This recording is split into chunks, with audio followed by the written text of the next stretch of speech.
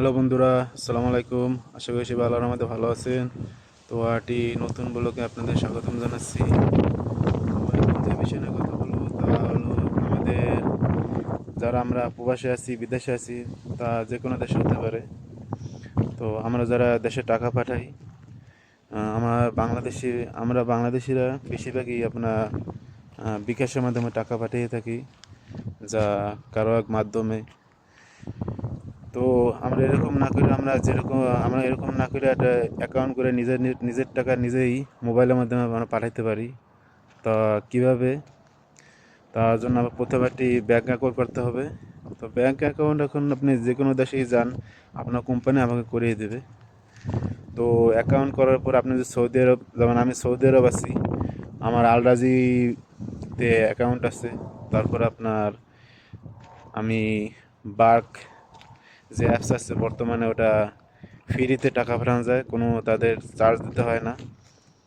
তো আমরা এভাবে টাকা পাঠাইতে পারি। প্রথমে আপনি এটা আলরাজিতে অ্যাকাউন্ট করবেন, যেমন আমি আলরাজিতে অ্যাকাউন্ট করছি, আলরাজিতে অ্যাকাউন্ট করবেন। তারপরে আপনি এটা ভিসা কার্ড নেবেন। আপনি ভিসা কার্ড থেকে টাকা ডিপোজিট করবেন আলরাজি অ্যাকাউন্টে।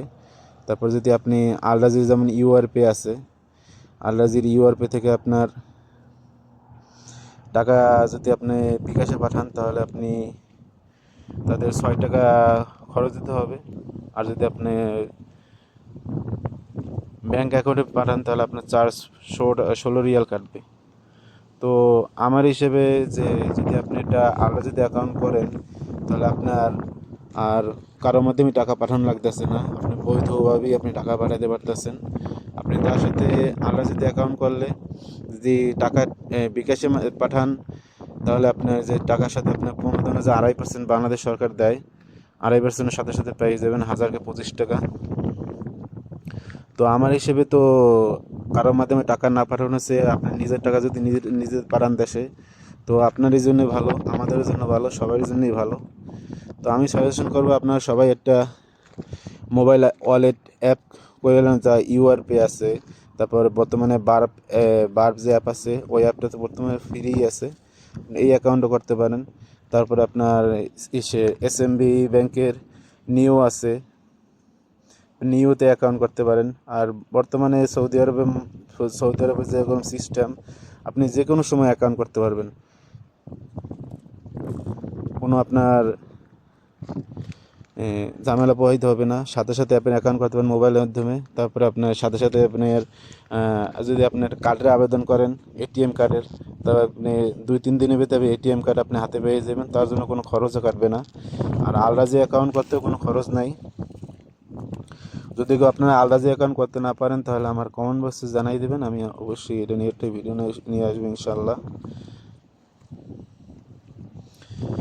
তো আমার সাজেশন থাকবে সবাই আমরা যে টাকা নিজের নিজের নিজের টাকা নিজেই মোবাইলের মাধ্যমে পাঠাবো। আমিও প্রথম প্রথম যখন নতুন আসছি, তখন আমিও কারোর মাধ্যমে পাঠাইছি। যেমন দেখবেন আপনি আপনি যে এলাকায় আছেন, আপনি যদি কোনো ক্যাম্পে থাকেন, তাহলে দেখবেন আপনি কিছু কিছু লোক আছে যে ওরা টাকা আহ, আপনার কাছে নিবে, আপনার কাছে রিয়েল নেবে। ওরা বাংলাদেশে যে এই ওদের যে বিকাশে ওদের লোক আছে, ওরাই টাকা পাঠাই দেবে।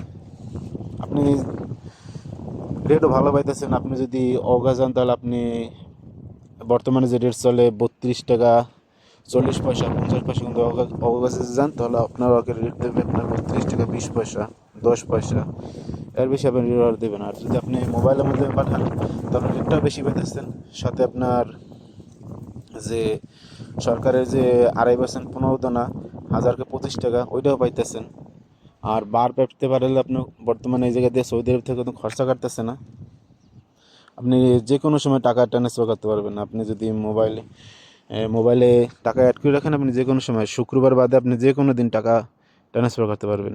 আর সাথে সাথে টাকা মনে করেন 1 থেকে 2 মিনিটের ভিতরে টাকা চলে যাবে। আর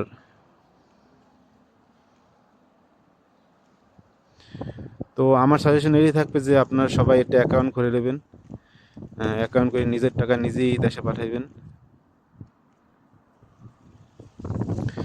তো আশা করি সবাই ভালো থাকবেন।